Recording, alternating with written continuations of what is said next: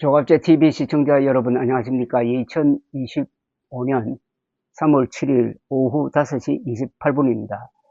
법원은 윤석열 대통령이 구속된 것은 부당하다면서 구속 취소 청구를 오늘 받아들였습니다. 다만 검찰이 이 결정에 대해서 즉시 항고를 선택하면은 윤 대통령은 바로 석방되지 않고 서울구치소에서 즉시 항고에 대한 결과가 나올 때까지 기다려야 합니다. 검찰이 7일 내에 항고를 하지 않을 경우에는 윤 대통령은 석방됩니다. 그래서 검찰은 지금 즉시 항고를 할 거냐 말 거냐를 검토하고 있는 것으로 보입니다. 서울중앙지법 형사 25부는 오늘 윤 대통령에 대한 구속 취소 결정을 내렸는데 주된 이유가 구속기간이 만료된 상태에서 구속 기소된 것은 부당하다는 이야기입니다. 재판부는 지난 1월 15일 오전 10시 33분 체포된 윤 대통령의 구속 만료 시점을 지난 1월 26일 오전 9시 7분으로 보았습니다.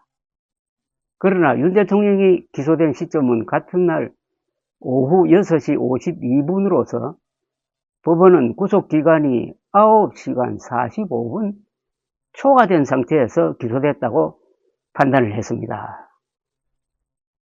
수사관계 서류 등이 법원에 있었던 시간만큼만 구속기간에서 빼야 한다는 해석을 한 것인데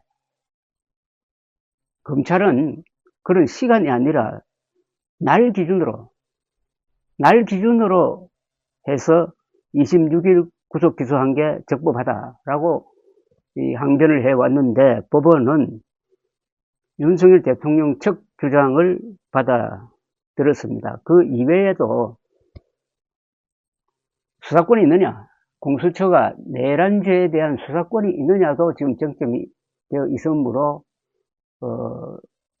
이것도 명쾌하게 할 필요가 있다. 그래서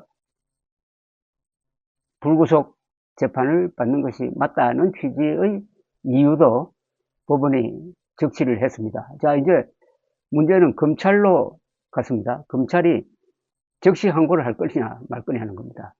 적시 항고를 7일 이내에 해야 됩니다. 그러니까 적시 항고를 할 것이냐 말 것이냐를 결정하는 시간은 일주일입니다.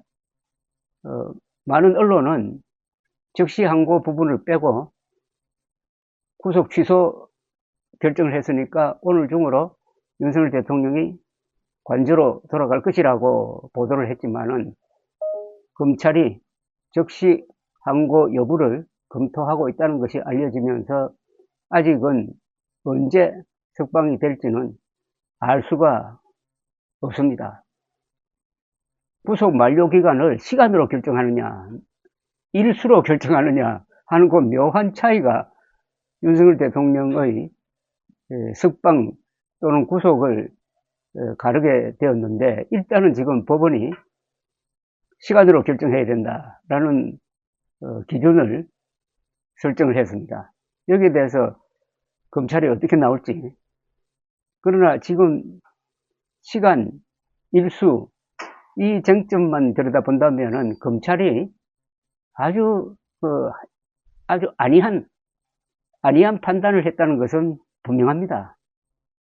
이런 말썽이 생기지 않도록 충분히 시간을 두고 구속 기소를 했어야 되죠. 그 다음에 그것 말고 법원이 공수처가 과연 내란죄 수사권이 있느냐 여부에 대한 걸 이유로 들었는데 이것은 중요한 이유는 아니고 약간 부차적인 이유로 보이고 요거는 상당한 쟁점이 있는 부분입니다.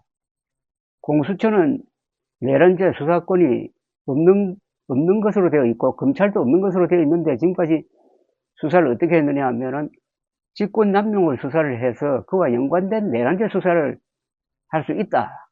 요 조항을 가지고 접근을 했습니다. 내란죄 수사는 경찰이 하면 아무 문제가 없는데 검찰 공수처가 끼어든 셈이 되었습니다. 직권남용 수사를 하다가 파생적으로 내란죄 수사를 한다는 그게 좀 구차하게 보입니다. 자, 문제는 이 공수처와 검찰의 이 수사권 문제는 그동안에 체포영장, 윤석열 대통령에 대한 체포영장을 발부하고 또 구속영장까지 발부하면서 법원의 유권 해석으로서는 공수처도 검찰도 수사권이 있다고 판단한 겁니다. 그러니까 체포영장이 나가고 구속영장이 발부된 거예요. 그런데 이번에 이게 문제가 되어서 요게 구속 취소의 이유가 되는 것처럼 이렇게 결정에 나왔으니까 법원 안에서 서로 또 충돌합니다. 법원 내부의 유권 해석이 또 제각각이라는 겁니다. 그리고 이게 상당한 정치적 문제로 비화할 수밖에 없는 것은 헌법재판소의 윤석열 대통령 탄핵 여부에 대한, 즉 파면 여부에 대한 선고가 다음 주로 예정되어 있다는 겁니다. 그런데 구속 취소 결정과 탄핵 선고는 실질적으로는 별 관계가 없습니다. 다만 윤석열 대통령 측이 이걸 이용을 해가지고 헌법재판소를 압박하는 어떤 광장의 여론을 만들려고 할 것이고, 여기에 국민의힘이 가세할 것으로 보입니다. 일이 좀 복잡하게 되었죠. 그 다음에 정말 윤석열 대통령이 석방이 된다 하면은 그 다음에는 정치적 영향력의 문제가 생깁니다. 윤석열 대통령이 활동을 하면서 정치적 발언도 할 수 있고 국민의힘 경선에 관여할 수도 있고 조기 대선이 이루어질 경우에 거기 또 영향력을 행사할 수도 있고 해가지고 이 정치판이 상당히 또 복잡해진다. 뭐 이렇게 정리할 수가 있겠는데, 제일 중요한 헌법재판소의 윤석열 대통령 탄핵 심리는 결국 다음 주에 8대 0의 전원일치로서 윤석열 대통령 파면이 이루어질 것이라고 보는 그 전망은 이번 이 구속 취소 결정으로 크게 달라지지 않을 것이라고 생각합니다. 세계일보가 헌법학자 10명을 상대로 취재를 했더니 10명 중에 7명이 파면 결정이 나올 것이다. 그 중에 6명은 전원일치, 즉 8대 0 결정이 나올 것이라고 전망을 했는데 그게 현재로는 정확하다고 봅니다. 그 이유는 윤석열 대통령이 탄핵 심리에 나와가지고 자기 입으로 계엄 선포는 대국민 호소용이었다라고 진술한 점입니다. 대국민 호소용으로 비상계엄령을 펼 수 있는 조항은 헌법에 없습니다.